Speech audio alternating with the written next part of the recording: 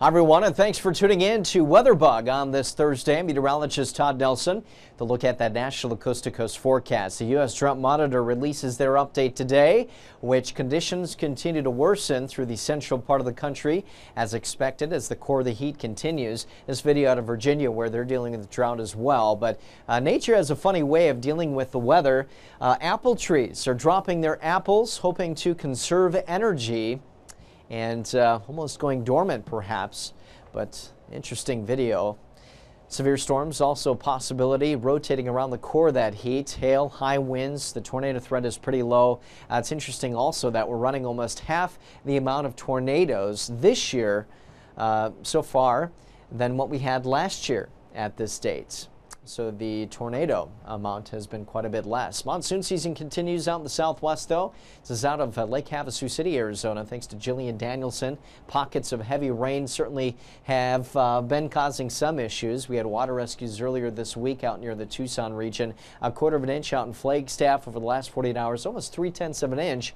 At Vegas, some of the rain running into the Colorado Rockies and the Front Range, and that thunderstorm activity running over the top of that excessive heat, kind of setting up in the central and southern plains for now. A little dip in the jet stream, allowing some slightly cooler air to take place in the Great Lakes region, but again, those thunderstorms rotating around the core of the heat, which yesterday was pretty prevalent from Kansas City down into the San Antonio region.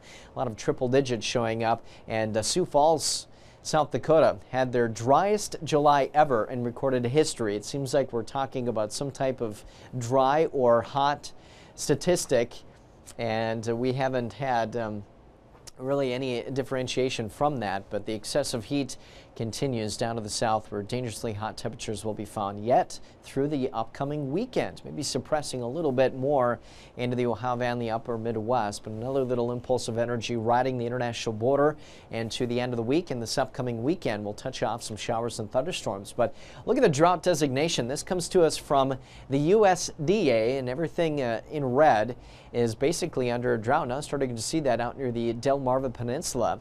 And speaking of areas out that way, we had a water spout thanks to Jeff Edmondson, a good friend of mine, and one of his viewers sending this picture, which eventually turned into a tornado.